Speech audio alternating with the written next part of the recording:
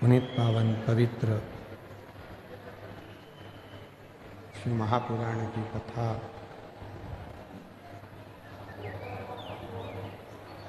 भगवान शिव की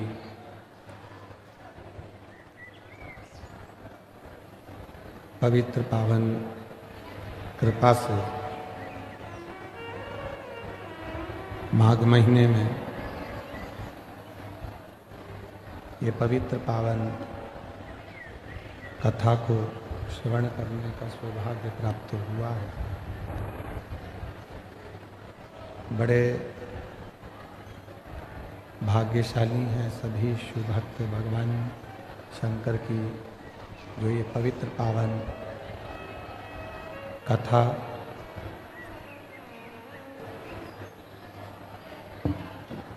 इस पवित्र पावन प्रांगण में बैठकर ये पवित्र कथा आप और हम श्रवण कर रहे हैं।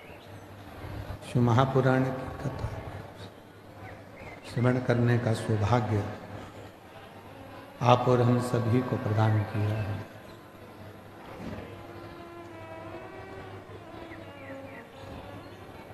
शिव कृपा भगवान शंकर की जब उदारता होती है, करुणा होती है, दया होती है, तब कहीं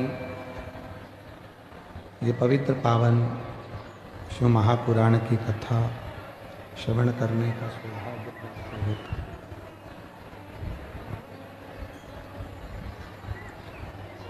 कल कथा में वर्णन किया था कि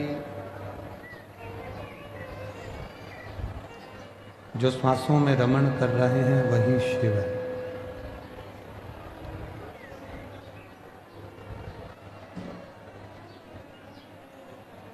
शरीर से जितनी जितनी 21,600 श्वास जो रोज निकल रही है, वो 21,600 श्वास में जो श्वास के रूप में प्रतिदिन निकल रही है, आ रहे और जा रहे हैं, वो शिव है, वो शंकर है।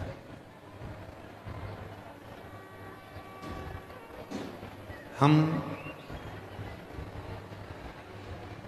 भगवान देवाधिदेव महादेव को ढूंढने के लिए ना जाने कितने कितने कितने कितने तीर्थ,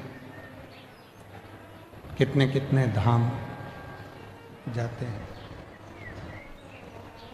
और उनको ढूंढने का प्रयास करते हैं।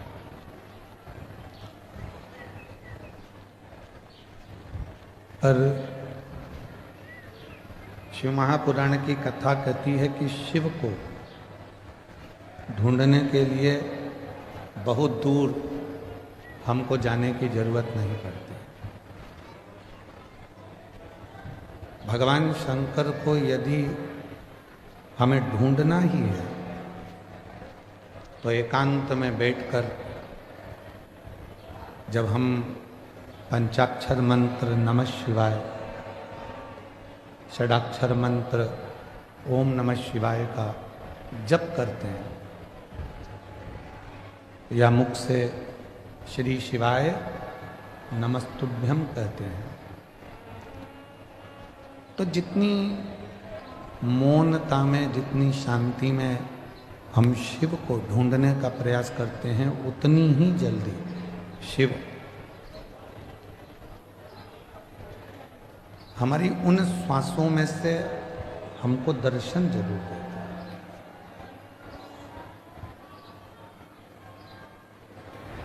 ध्यान से गाड़ी चलाना,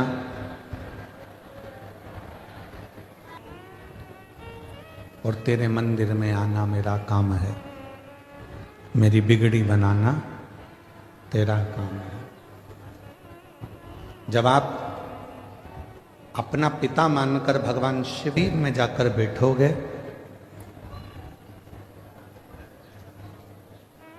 तो निश्चित है वो आपके मन की बात को सुनेगा। किसी ने कहा कि भगवान की क्या पत्थर की मूर्ति भी व्यक्ति की बातों को सुनती है?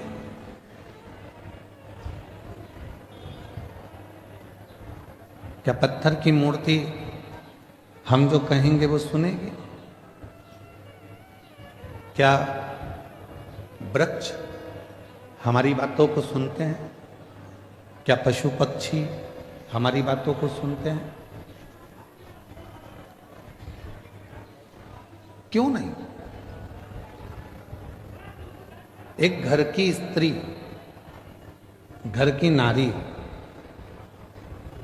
जब तुलसी जी में जल चढ़ाती है और प्रसन्न चित्त होकर जल चढ़ाती है तो तुलसी के पत्ते भी प्रसन्नता का भाव दर्शाते हैं। पीपल के वृक्ष में भी आप अगर प्रसन्न होकर जल चढ़ाते हो तो पीपल का वृक्ष भी प्रसन्नता देता है।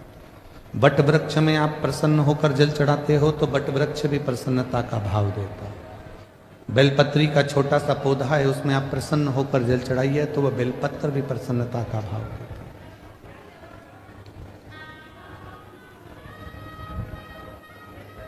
एक जीव, एक जंतु, पशु, पक्षी, वायुचर, जलचर, थलचर जितने भी हैं, चाहे वो मनुष्य हो, चाहे संसार के जितने भी जीव हों, वो सब यदि आप प्रसन्नता देते हो तो वो भी आपको प्रसन्नता जरूर प्रदान करते हैं। थोड़ा सा समय निकालकर 2 बार कम से कम अपने बुजुर्ग माँ बाप से बात करा कर।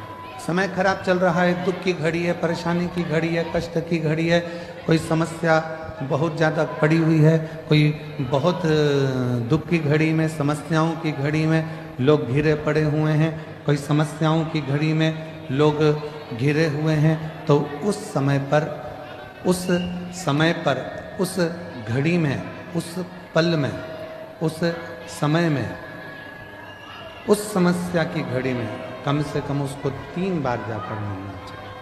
3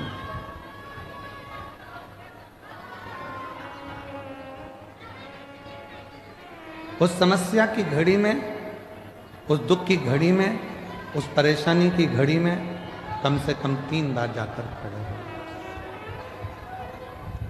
कुछ मत दो, पर खड़े होकर थोड़ी सी हिम्मत दो, थोड़ी सी। कुछ नहीं दे सकते मत दो, पर थोड़ी हिम्मत दो। क्यों चिंता करना, क्यों टेंशन लेना, क्यों धरकर किसी परिचित का स्वरूप धरकर, कोई अपनों का रूप रखकर, कोई परिचित का रूप रखकर, कोई रिश्तेदार का रूप रखकर मेरा देव अधिदेव महादेव आकर हिम्मत जरूर देता है और तुमको जिंदगी जीने का एक तरीका सिखाता है।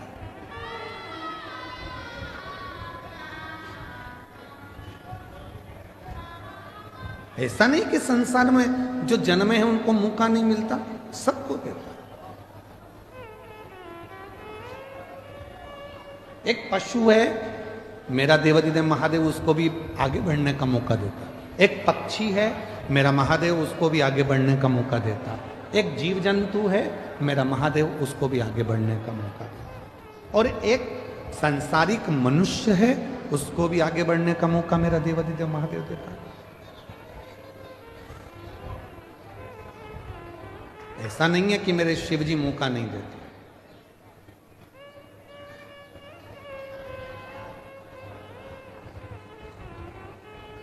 नदी में, पानी में, समुद्र में, तालाब में, कुएं में, बावड़ी में अगर कोई डूबता है, कोई डूब रहा है, तो पानी भी एक मौका देता है उसको उछाल देकर बाहर निकालने का कि अभी भी मौका है, तुम उससे बाहर निकल।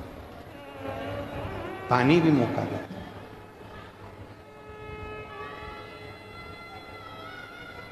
वो परमात्मा हर जगह मौका देने के लिए तैयार बैठा है। संसार के बेटा बेटी कहते हैं, नवयुवक बच्चे कहते हैं हम पढ़ पढ़ के थक गए, एग्जाम दे दे कर थक गए, हम कंपटीशन एग्जाम में बैठ बैठ कर थक गए, पर हमारा सिलेक्शन ही नहीं हो रहा।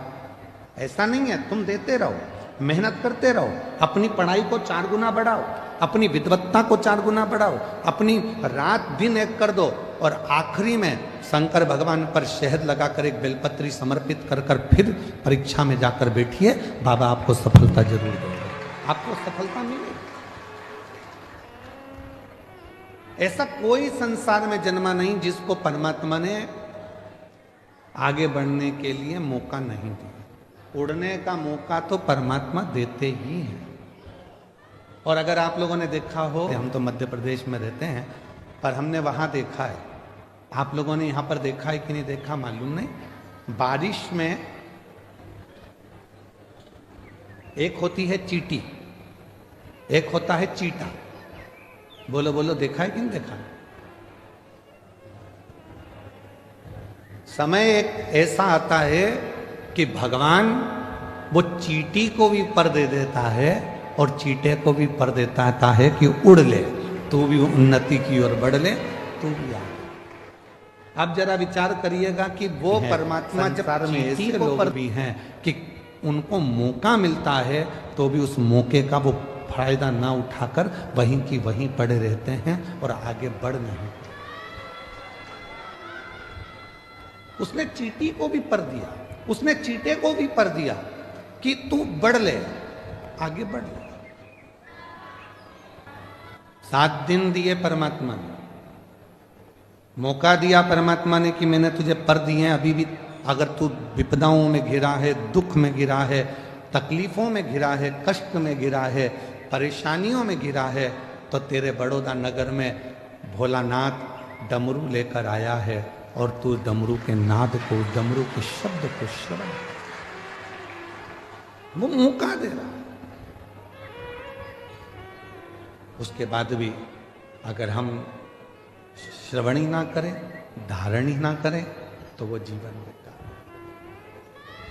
इसको कहते हैं शिव महापुराण ज्ञान यज्ञ। कौन सा यज्ञ है ये? जम के बोलो जरा। शिव महापुराण ज्ञान यज्ञ। क्योंकि सारे यज्ञों में सबसे बड़ा यज्ञ होता है ज्ञान का यज्ञ।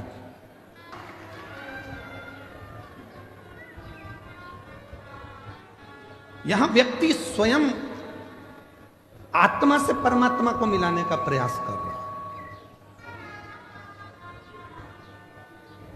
मन को परमात्मा से लगा।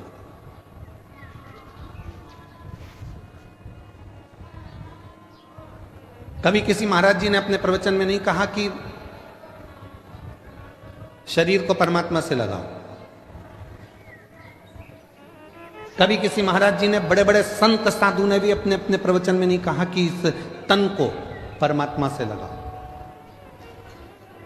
किसी संत साधु गुरुजन ने नहीं कहा, किसी वक्ता ने नहीं कहा कि तन को परमात्मा से लगाओ। जिसने भी कहा एक ही बात कही। तन लगाने का क्यों नहीं बोला?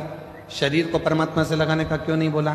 क्योंकि शरीर माता और पिता की देन है। इस शरीर में आधा भाग मां का है, इस शरीर में आधा भाग पिता का। शरीर माता पिता की देन है, और जब थोड़े से बड़े हो गए तो ये शरीर भोजन की देन है। जितना खाओगे उतने तंदुरुस्त रहोगे।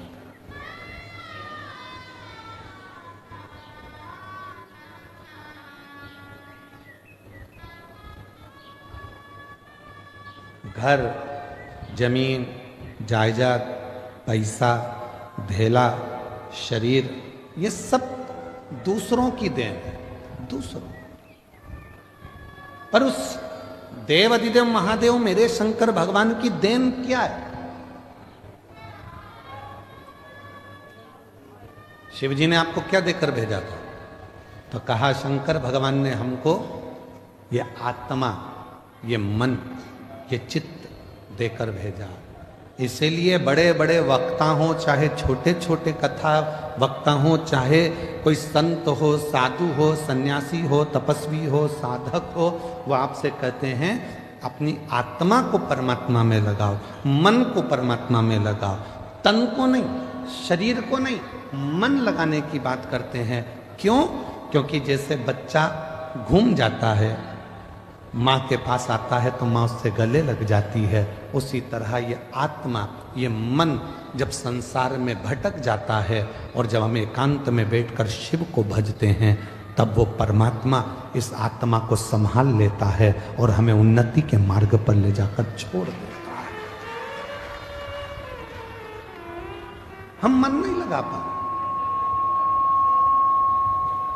और हमने पहले भी कथा में कहा है कि शिव महापुराण की कथा में तुमको सूचना मिल जाए कि कुबरेश्वर धाम से बाबा कथा के लिए आए हैं, तुमको सूचना मिल जाए कि शंकर भगवान की यह पवित्र कथा, ये कुबरेश्वर धाम की ये पवित्र धरा से चलकर ये शिव महापुराण यहाँ पहुँची है, तो आपसे निवेदन है, भीड़ बढ़ाने के लिए शिव पुराण में बिल्कुल मत जाना। तुम्हारी भीड़ बढ़ाने से तकलीफ हमको भी होती है। इतनी भीड़ में हम खुद ट्रैफिक में फंस जाते हैं। भीड़ बढ़ाने के लिए कथा में मत जाओ। कथा में अगर आए हो शिव महापुराण की, तो भाव को बढ़ाओ। कितना भाव बढ़ा सकते हो, तुम्हारे भीतर कितनी परमात्मा की प्राप्ति कर सकते हो। मालूम पड़े तुम आ तो गए हो, मन लग नहीं रहा, बार बार उठकर जाना है, बाजू वाले को देखना है, उधर से आवाज आई तो उधर देखो, उधर से आवाज आई तो उधर देखो, है। और आधी टेंशन अपनी गाड़ी कहाँ रख कर आए हैं, तीसरा टेंशन बैग रखी थी कहाँ चले गया, चौथा टेंशन मेरी चप्पल पे कोई बैठ गया, पांचवा टेंशन वो मेरे को लेकर आए थे मेरे पति कहाँ चले गए, छठा टेंशन किससे झगड़ा करूं, किससे झगड़ा करूं। तो क्या मतलब का कथा में आने से? समय बर्बाद करने के लिए कथा में बिल्कुल मत आए हो। ये दोनों दिन इतने प्रबल होते हैं कि जो पंडाल में बैठकर बाबा से कहा जाता है, सुना जाता है, वो सब शिव 3 महीने के अंदर देते जरूर हैं। पार्वती मैया तप में लगी हैं, जहां पर वो थोड़ी सी भी डाउन होती हैं, थोड़ी सी उनको लगता है कि शिव नहीं मिलेंगे क्या, शंकर नहीं मिलेंगे क्या, तब भोले बाबा किसी ना किसी का रूप रखकर आकर उनको समझा जाते। तुम भी जिंदगी में जब जब डाउन होगे, तुम्हारे जीवन में जब जब तुम परेशानी की ओर बढ़ोगे और जब जब तुम्हारे जीवन में थोड़ी तकलीफ आएगी, अगर तुमने 1 लोटा जल शिव जी को चढ़ाया है, तो वह मंदिर में से निकलकर महादेव तुम्हारे दरवाजे पर आकर तुमको समझाने का प्रयास। मेरा शंकर भगवान कभी अपने असली स्वरूप में नहीं आता, याद रखना। मेरा भोले बाबा कभी तुम्हारे सामने गले में सांपों की माला लेकर, डमरू लेकर, भस्म लगाकर, जटा बांधकर, रुद्राक्ष की माला पहनकर, त्रिपुंड लगाकर, ऐसे मेरे शंकर भगवान बागंबर धारण कर कर कभी नहीं आते ही नहीं है। उन्होंने पार्वती जी को तुरंत माता जगत जननी जगदम्बा पार्वती जी को वचन दिए। 2 वचन माता पार्वती जी को शंकर भगवान ने दिए थे। पहला वचन दिया था कि मेरी परिक्रमा पूरी नहीं होगी, ये पार्वती को वचन दिया। इसलिए कभी भी शंकर भगवान की परिक्रमा पूरी नहीं होती। यहाँ से चालू करा, जैसे ये शिवलिंग है तो यहाँ से चालू करके यहीं से वापिस आ जाते हैं, जहाँ से जल बहता है उसको लांघते नहीं, क्योंकि पार्वती को वचन दिया। गणेश जी महाराज ने शंकर भगवान की परिक्रमा पूरी कर ली थी। षडानंद कार्तिक के परिक्रमा करने मोर पर गए थे और गणेश जी ने चूहे पे बैठ के शंकर की परिक्रमा कर ली थी, देवादिदेव महादेव की।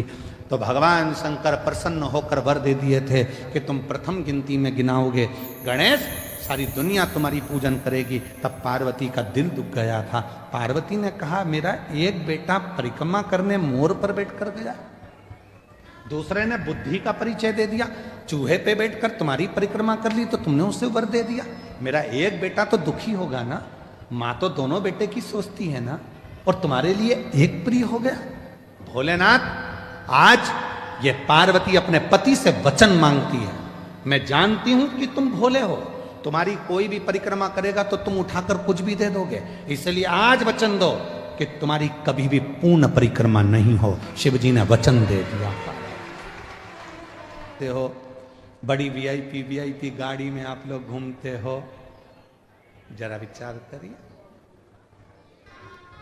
चौराहे पर अगर कोई मांगने वाला आ जाए ना तो तुम्हारी गाड़ी का कांच तुरंत चढ़ा लेते हो ऊपर।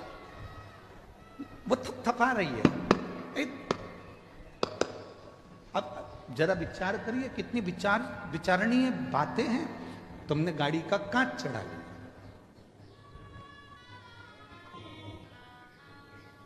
और तुमने क्या कहा, मैं जब जब यहां से निकलती हूं ना, ये रोज भिखारियों ने ऐसे ही मांगने आते हैं। तुम तो इंसान थे जो तुमने गाड़ी का कांच चढ़ा लिया, और रोज रोज मंदिर में जाकर भगवान भगवान, एक आध दिन भगवान कांच चढ़ा लिया तो तुम इंसान थे। उसने चढ़ाया तो फिर अभी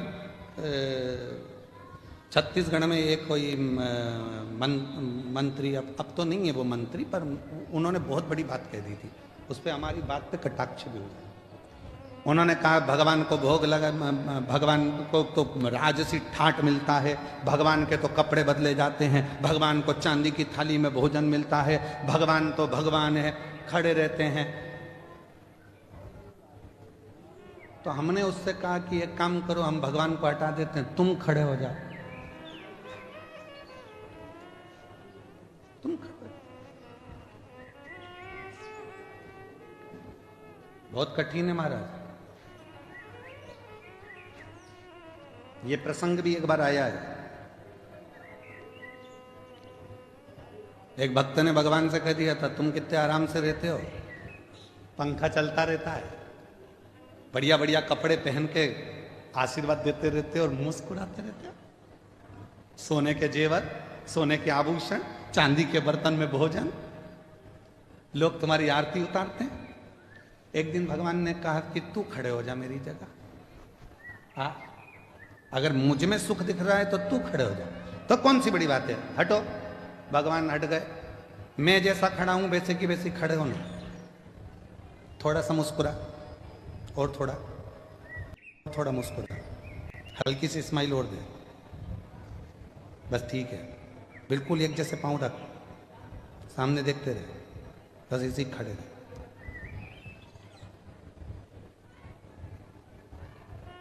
अब इतने में से नीचे से चींटा चढ़ गया। चींटा।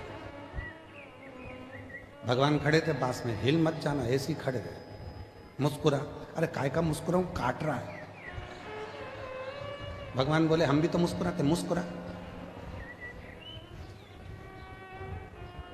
फिर एक आई, भगवान मेरी बहू को छोड़ा दे देना। ये पीछे से बोला इतनी बेकार है, इसको तो कुछ मत देना। भगवान बोले चुपचाप खड़े रहे।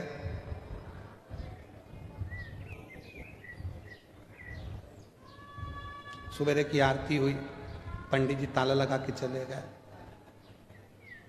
ये बोला हट जाऊं, भगवान बोले काहे को, मैं हटा था, मुस्कुरा। तो क्या अब तो कोई देख ही नहीं रहा, तो मुस्कुराऊं काहे को, मुस्कुरा। मुस्कुरा। शाम को पंडित जी आए, उन्होंने फिर आरती मारती करी, चांदी की थाली में भोजन लाके दिखाया। भूख लग रही है। भगवान बोले मैं खाता था, बस देखता था, देख ले, खाने को नहीं मिलेगा। मुस्कुरा। 2 दिन में चक्कर खा के नीचे गिर गया। भगवान के चरण पकड़कर बोला मैं इंसान ही रह सकता हूं, तू भगवान ही रह सकता। मेरे बस की बात नहीं है दुनिया के दुखड़े सुनना, ये मेरे बस की बात नहीं है। मैं मेरे बउओं के दुखड़े सुन लूं, परिवार के दुखड़े सुन लूं, वही काफी है। तेरे पास तो दुनिया के इतने लोग आते हैं, दुखड़ा रोते हैं, और तू कितनी कृपा करता है तो भी मुस्कुराता रहता है। भगवान कहते हैं मैंने दुनिया में सबको मुस्कुराहट दी है, केवल प्रसन्न रहकर दुख कटता रहता है, दुख कटता है। और शिव भी प्राप्त होता है। एक पति पत्नी रात को सो रहे थे, और रात को सोते सोते सोते सोते इतने में पत्नी रात को 1:30 बजे उठ गई, और 1:30 बजे उठकर उसने पति को हिलाकर बोला पति से, सुनो जी, सुनो तो, बोल, मुझे नींद नहीं आ रही है। तो पति बोला, मुझे आ रही है, सोन देना। नहीं, सुनो तो, बोल, मुझे इसलिए नींद नहीं आ रही, मान लो अपने कोई पप्पू हो गया तो कहां सोएगा। पति बोला, कैसी मूर्खों जैसी बात करती है। पति थोड़ा सा नींद में था, इधर खसक गया, बोला इधर सो जाएगा, सो जा। पत्नी सो गई। 2:30 बजे फिर उठ गई, पति को बोला, उठो। पति बोला, अब क्या हुआ।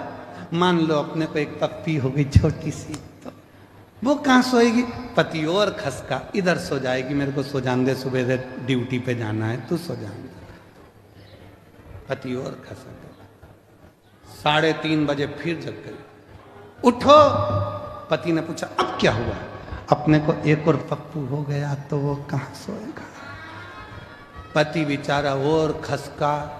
अब पलंग तो पलंग है, कोई शासन की रोड थोड़ी ना कि खसकतेगा। खसकते से पलंग से धड़ से नीचे गिर गया। नींद में तो था ही, कमर का कुस्का चले गया, कमर टेढ़ी हो गई। पति बोला, अब तो सो जा। पत्नी सो गई, पर पति को नींद नहीं आई, उठ गया। एक बैग तैयार करा। पत्नी सवेरे से उठते से बोलती है, गुड मॉर्निंग। अगर वो पुत्र पैदा हो गया तो ना जाने कौन कौन सी हड्डी तोड़ेगा। इससे अच्छा है मैं तो जाऊं और गिरनार के पर्वत पर बैठकर भगवान शिव की आराधना करूं, दत्त की आराधना करूं। ज्ञान कभी भी पैदा हो सकता है, ज्ञान कहीं पर भी प्रकट हो सकता है, बस उसको लेने वाला चाहिए। और भगवान शिव कह रहे हैं तुमरुका जी से, प्रकृति में ऐसा कोई नहीं है जो हमको ज्ञान नहीं देता। चिड़िया हमको चहकना सिखाती है, मोर हमको नाचना सिखाता है, कोयल हमको गुनगुनाना सिखाती है, गाना सिखाती है, नदियां हमको सिखाती हैं कि हमेशा निरंतर चलते रहो, बढ़ते रहो, पीछे मुड़कर मत देखो। पर्वत सिखाते हैं कि तुम्हारी उन्नति तुम्हारे हाथ में है, मेरे जैसे विशाल बन जाओगे, बढ़ते रहो। समुद्र तालाब सिखाते हैं कि जितना मैं गहरा हूं उतनी जिंदगी में तुम गहराई को धारण करो। पृथ्वी सिखाती है कि धैर्य रखो। संसार में जितने जीव जंतु हैं, संसार में जितने भी जीव हैं, वो सब हमको सिखाते हैं। जो निर्जीव हैं वो भी सिखाते हैं, वो हमको सिखा रहे हैं, पर हम सीखने को तैयार नहीं है।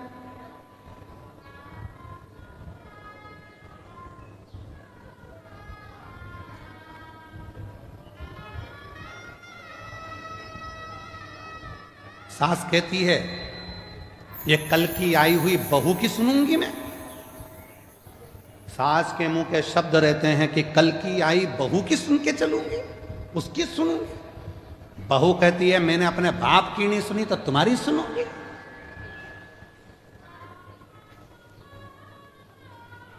बेटा कहता है, मैं तुम्हारी नहीं सुनूंगा ऑफिस में।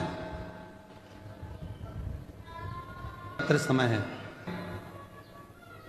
एक एक नारी, एक एक जीजी, एक एक बहन, एक एक स्त्री खाली नहीं बैठी है।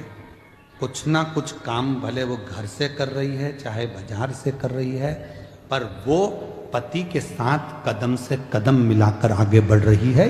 ये भारत की।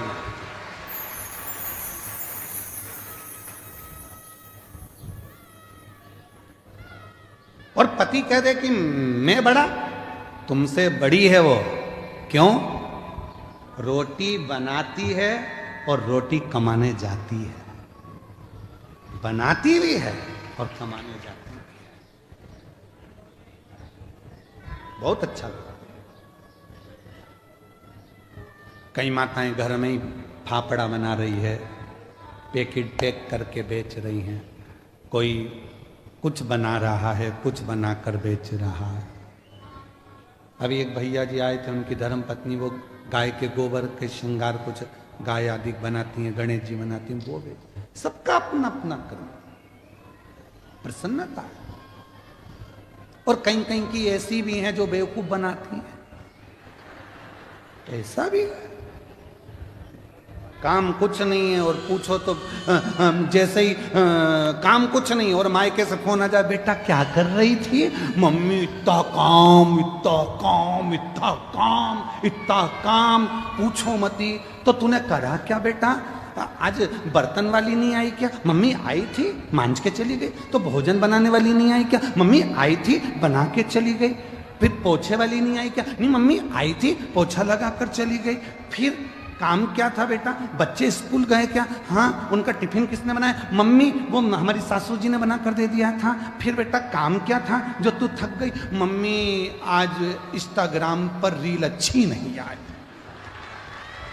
आज इंस्टाग्राम पर रील अच्छी देख देख के मैं मोबाइल को थक गई, पर एक भी नहीं आई।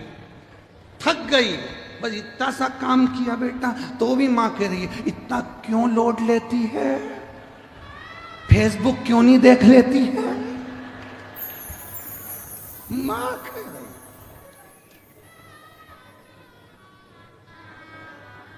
हे भगवान, देख तेरे संसार की हालत क्या हो गई भगवान।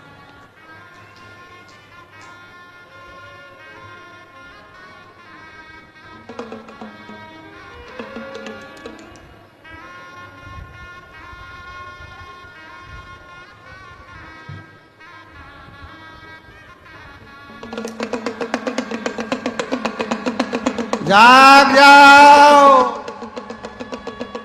मौका है, जाग। ये मौका बार बार नहीं आने वाला, अभी भी मौका है, जाग जाओ। थक गए।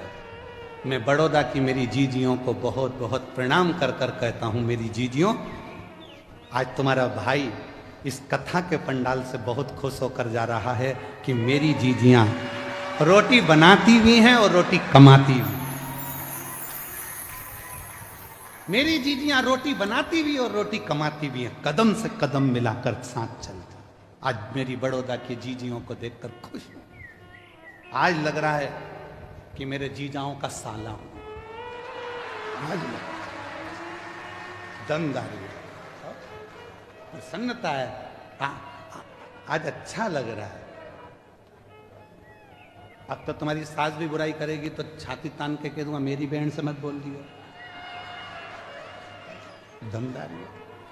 उसने रोटी बनाती भी है और रोटी से कहती हो ना बेटा बहुत भूखा होगा प्यासा होगा, ऐसा बहू जब नौकरी कर कर आए ना उससे भी कह दिया करो बेटा आज तू थकी हुई दिख रही है, कोई टेंशन है क्या बेटा?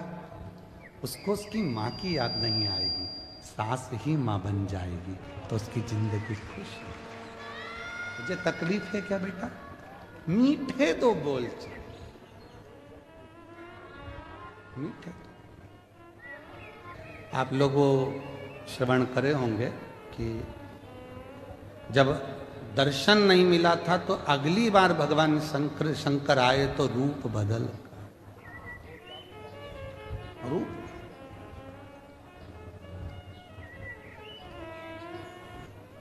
भगवान शंकर की पवित्र कथा कर रहे। पार्वती जी ने शिव जी से वचन मांगे। एक वचन है शिव जी की पूर्ण परिक्रमा,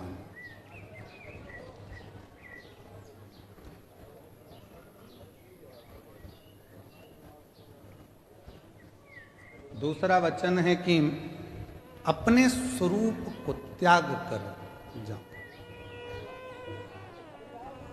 और जो जीव है, जंतु हैं, पशु हैं, पक्षी हैं, वो सब शिव के हैं। पार्वती जी ने कहा मेरे साथ में बैठकर चौसर खेलो, भगवान शिव चौसर खेलो। चौसर में पार्वती जी ने सारे वस्त्र शंकर भगवान के जो बागंबर था वो ले लिया। शिव जी के जो भी वस्त्र थे वो वस्त्र सब धारण।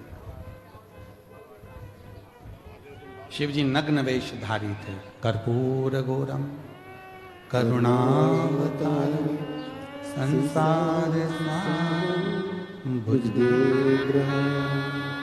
सदा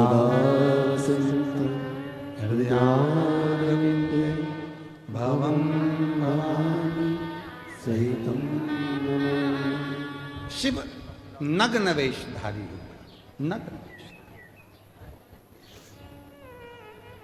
एक वन में से निकल रहे थे, ऋषियों की धर्म पत्नियां शंकर भगवान के बैठे हुए स्वरूप का दर्शन कर रहे। इतने सुंदर देवादिदेव महादेव, इतने सुंदर कि ऋषियों की धर्म पत्नियां उनको देखकर स्तुब्ध हो गई, रुक गई, हिली तक नहीं।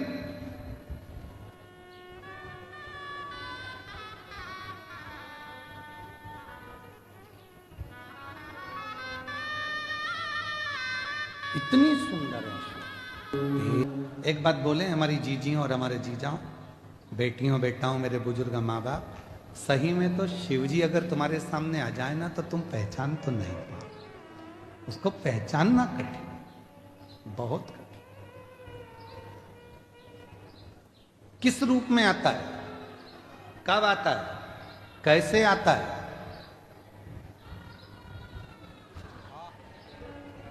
किस रूप में आएगा, कब आएगा, कैसे आएगा, कोई नहीं पहचान। एक पत्र आया है, बहुत अच्छा है, देखिए।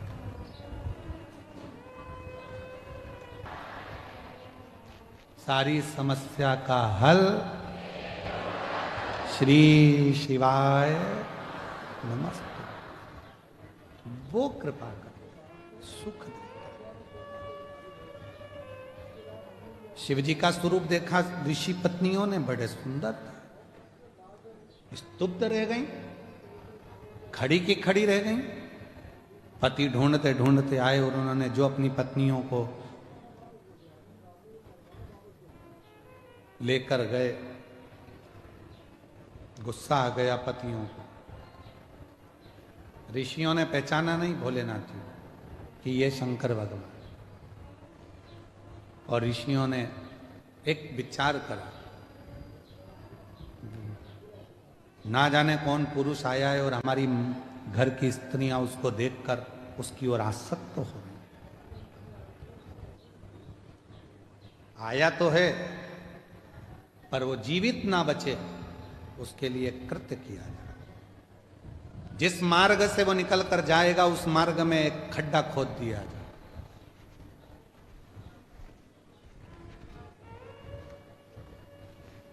और उसी खड्डे में सिंह भी गिरेगा और जो वो नग्न वेश में बैठा है वो भी गिरेगा उसी खड्डे।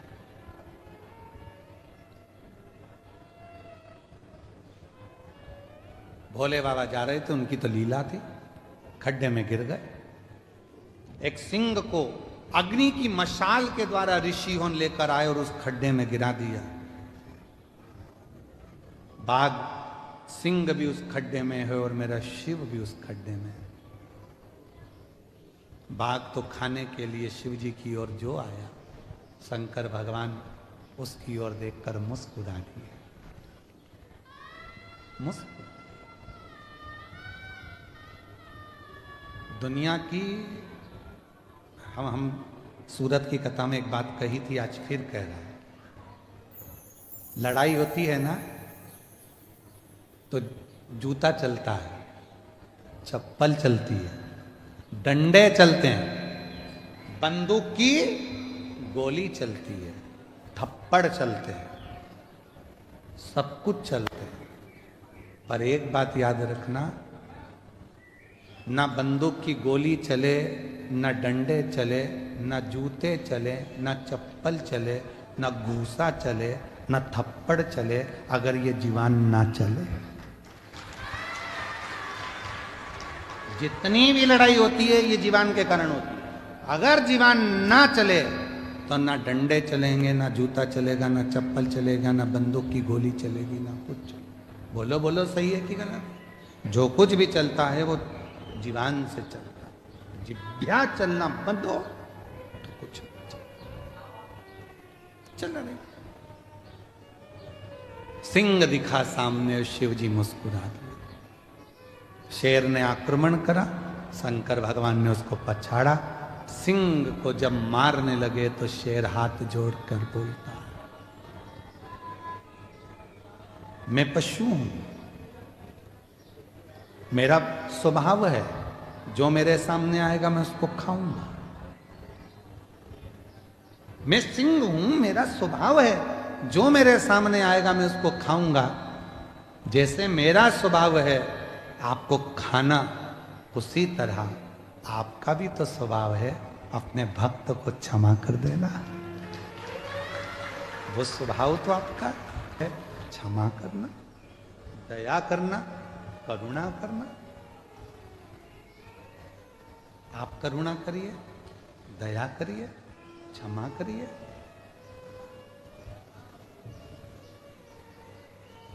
शिव जी मुस्कुरा दिए।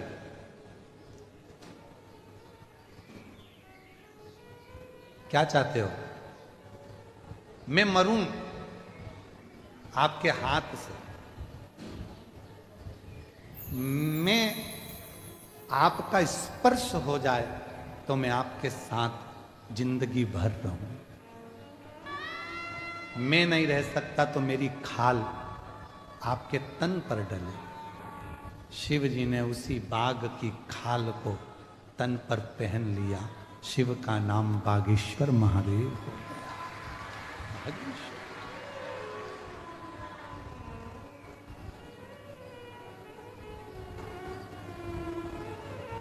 बाघ की खाल को जो धारण कर लेता, स्वरूप उसका।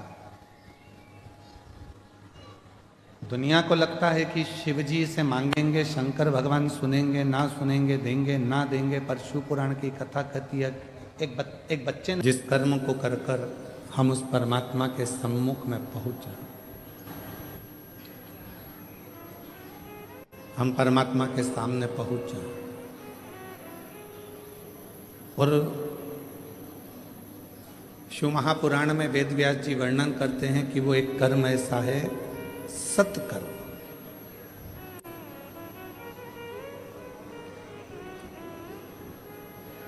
कोई साधारण व्यक्ति है,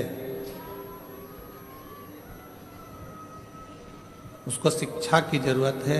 आपके पास अगर भगवान ने धन दिया है तो उसको अच्छी शिक्षा दीजिए। उसको चिकित्सा की जरूरत है, उसको चिकित्सा दीजिए। चिकित्सा मिले तो चिकित्सा, शिक्षा मिले तो शिक्षा, जो उसको मिले, जैसे उसको जरूरत है उसको वैसी। कोई साधारण व्यक्ति है और उसको शिक्षा की जरूरत है तो उसको शिक्षा दीजिए। कोई साधारण व्यक्ति है, उसको चिकित्सा की जरूरत है, उसको चिकित्सा दीजिए। इस शिक्षा और चिकित्सा परमार्थ के दो कार्य ऐसे हैं, ये दोनों कार्य हमको उस ईश्वर के सामने खड़े रहने का बल देते हैं।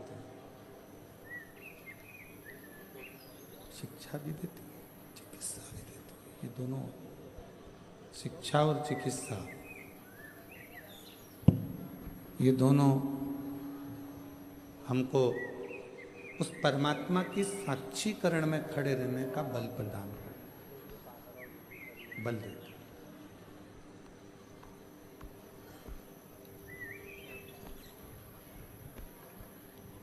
परमार्थ, कई लोग कह देते हैं कि हम बहुत दान करते हैं, कई लोग कह देते हैं हम बहुत पुण्य करते हैं, कई लोग कह देते हैं कि हमने दान भी किया, पुण्य भी किया, सत्कर्म भी किया, हमने बहुत कुछ किया,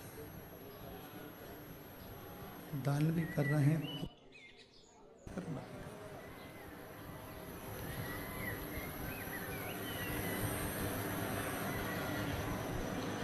अब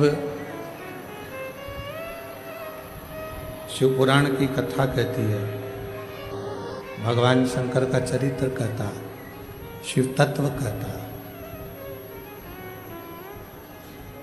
किसको दान कर रहे हैं?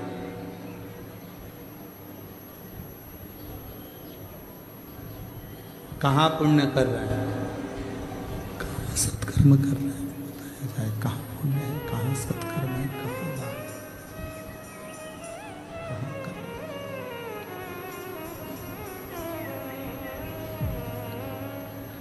तो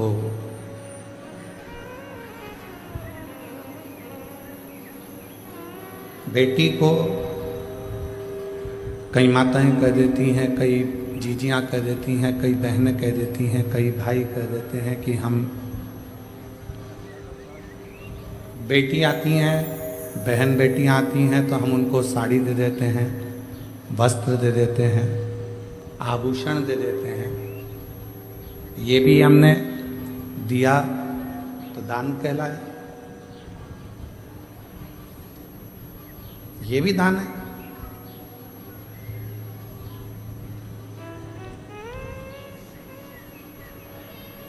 थोड़ा सावधानी से सुनिएगा कथा को।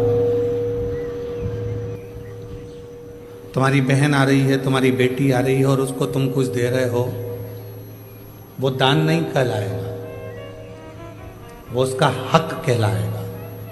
ऐसे नहीं दोगे तो दूसरी तरह से लेना आता है,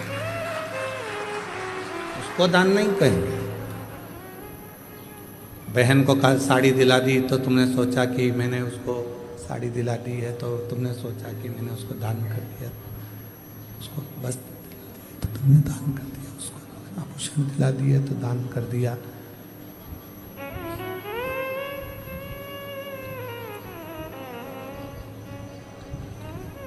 ये दान नहीं है, इसको दान नहीं कहेंगे। इसको वो लेकर गया, यहाँ से थोड़ा आपने कुछ दिया, उसको कलश दे दिया, तुमने कोई सुहाग की सामग्री दे दी, कोई चूड़ी दे दी, कोई बिछुड़ी दे दी, कोई ब्लाउज पीस दिया, कोई तुमने उसको साड़ी दी या कोई सामान दिया, तो वो लेकर गए, वो लेकर पहुंचा तो वो उद्यापन है। अब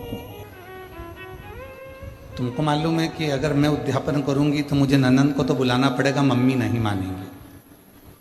तुमको मालूम है कि मैं उद्यापन करूंगी तो मुझे जेठानी को तो बुलाना ही पड़ेगा, देवरानी को तो बुलाना ही पड़ेगा, जेठानी को बुलाना ही पड़ेगा, मानेंगे नहीं घर के लोग। तो क्यों ना उनको भी उद्यापन में जोड़े में गिन लूं, और तुमने उनको भी उद्यापन के जोड़े में गिन लिया और विचार करा, मेरे 16 जोड़े पूरे हो गए, मेरे 16 सोमवार का उद्यापन हो गया।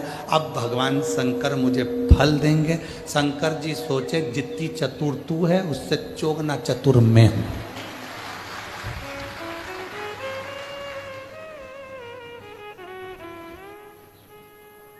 कर वापिस उद्यापन, फिर वापिस कर 16 सोमवार, वापिस 16 सोमवार कर, वापिस उद्यापन कर, वापिस व्रत कर, वापिस कर। पशुपति व्रत किस किसने करे? हाथ उठाओ। पशुपति व्रत जिस जिसने करे पशुपति व्रत को, पशुपति व्रत जिस जिसने भी करे हाथ उठाओ जरा। हाँ ठीक है, रखिए, प्रणाम। हम भी करें, ठीक है, हम भी हाथ उठाओ, हमने भी करा। और हमारी धर्म पत्नी, ऐसा कोई महीना नहीं जाता होगा जिस महीने में एक बार पूरे 5 पशुपति व्रत नहीं कर लेती। उसका नियम है, वो व्रत महीना 2 महीना में, 2 महीना 3 महीना में पशुपति व्रत करती रहती, करती। पशुपति व्रत में कई माताएं कहती है, गुरुजी आपने कहा कि आखिरी में जिस दिन पशुपति व्रत का उद्यापन होता है उस दिन एक श्रीफल भगवान शंकर को, इसका महत्व क्या होगा? तो वो पशुपति नाथ है, उसको पशुपति नाथ कहते हैं। और वो पशुपति नाथ है। पूरे 5 व्रत में हमने मान लो कोई गलती करी हो, 5 व्रत में हमने भगवान को शीश नहीं झुकाया हो, 5 व्रत में हमने भगवान को नमन ना करा हो, तो ये जो श्रीफल है जो ये श्रीफल, जो ये नारियल है, ये शीश का काम करता है। कहते हैं गुरु जी, गुरुदेव, आप कहते हो कि पूर्व समय का हमारे कर्म का भोग हमको इस जन्म में आकर भोगना पड़ता है। हमारे पूर्व का कर्म का दंड हमको इस जन्म में भोगना पड़ता है। हाँ, भोगना तो पड़ता है।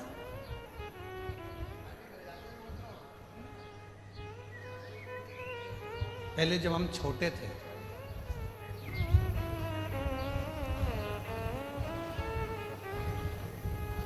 बहुत ज्यादा छोटे थे, तो नवरात्रि में कन्या भोजन करने जाती थी तो उनके साथ हम लंगूर भी जाते थे।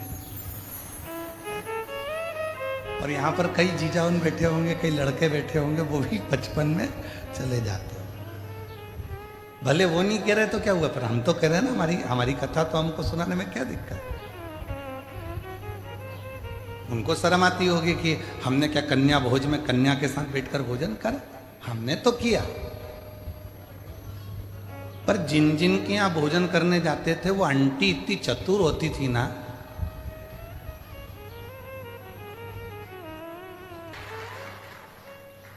ये पूर्व का पुण्य, पूर्व का पुण्य। कोई अच्छा कर्म हमारी जिंदगी में हमने करा होगा तो वो हमारे सामने आकर प्रकट होगा।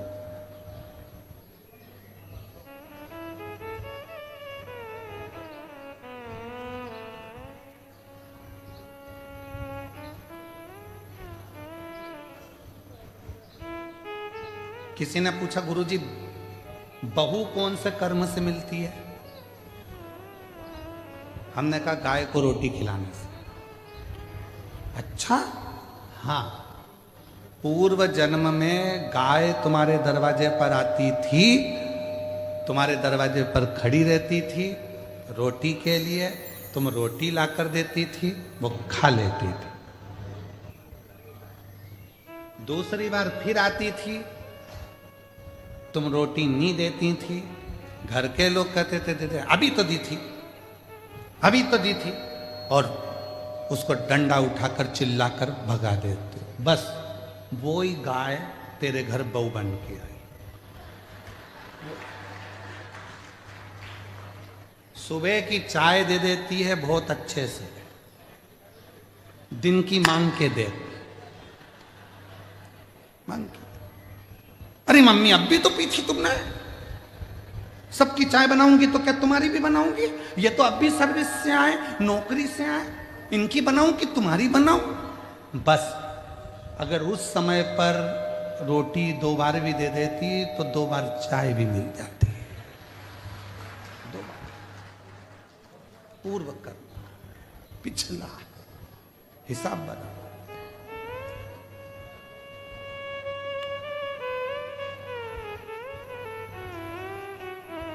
एक पर कुछ अच्छे कर्म कर कर, जब हम कुछ अच्छा कर्म करना प्रारंभ करते हैं तो हमारा कर्म श्रेष्ठ होते चले जाता। महाराज,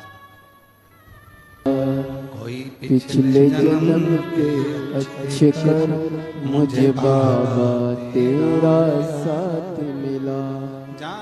सारी दुनिया झुकती है, जहाँ सारी दुनिया झुकती है, मुझे आई दरबार मिला, दरबार मिला। पिछले जन्म के अच्छे कर्म मुझे बाबा तेरा साथ मिला। कोई पूर्व का कर्म होगा जो हम भोग रहे हैं। इसीलिए शिव महापुराण की कथा कहती है, अपने बच्चों को मंदिर जाने की आदत डालो, अपने बच्चों को 1 लोटा जल ले जाकर शिव मंदिर में भेजो, अपने घर के एक एक बच्चे को शिवालय तक भेजने का प्रयास करो। क्यों? हम तो खैर वो नहीं पहनते जो तुम लोग ये शर्ट पहनते हो बटन वाली, हम नहीं पहनते हैं, हम तो ये बांधने वाली पहनते हैं, ढीली हो जाए तो कस लो। अब तुम्हारी तो जो फिटिंग है वैसी की वैसी पहन लो, भले ढीला ढल्ला हो। पर जितने लोग भी वो कमीज पहनते हैं, वो शर्ट पहनते हैं, वो बटन वाली शर्ट पहनते हैं, उनको मालूम है अगर एक बटन ऊपर की ही गड़बड़ हो गई तो नीचे तक सारी बटन बोलो बोलो जम के गड़बड़ रहेगी। एक बटन अगर सही लग गई तो जितनी भी बटन है वो सब सही हो जाएगी। एक बटन अगर आड़ी टेढ़ी हो गई तो सारी बटन आड़ी टेढ़ी हो गई। उसी तरह यदि बचपन आड़ा टेढ़ा हो गया तो जवानी अधेड़ी और बुढ़ापा भी आड़ा टेढ़ा हो गया। बटन पहले नंबर की अगर सही है तो बाकी की बटन भी सब सही है, सब सही।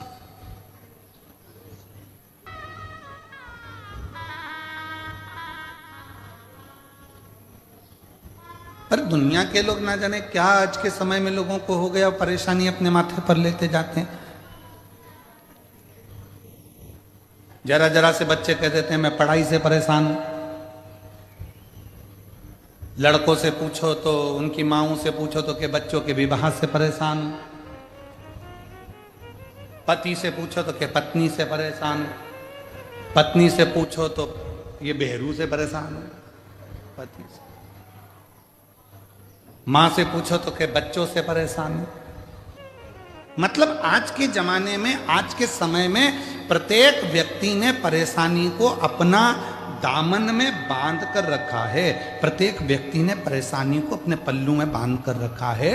उसने शुरू से अभी तक, बचपन में पढ़ाई से परेशान था, बड़ा हो गया तो गाड़ी से परेशान हो गया, फिर धीरे बड़ा हुआ तो सर्विस से परेशान हो गया, फिर ऑफिस में नौकरी भी लग गई तो नौकरी के ऑफिसरों से परेशान हो गया, फिर जाने में ट्रैफिक से परेशान हो गया, इधर उधर घूमने में परेशान हो गया। मतलब परेशानी उसने बांध कर रखी है।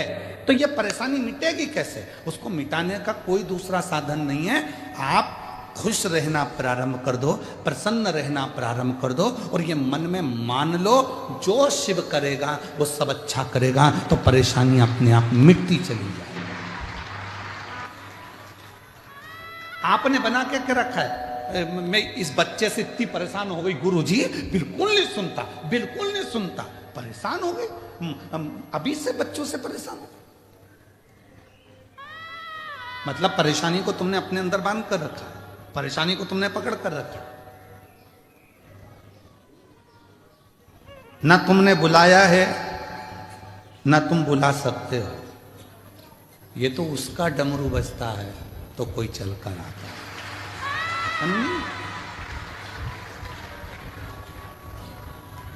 जब सौंप दिया इस जीवन का सब भार तुम्हारे हाथ, संपूर्ण जीवन का भार तत्व जब हम परमात्मा को सौंप देते हैं तो फिर हमारा कुछ भी नहीं।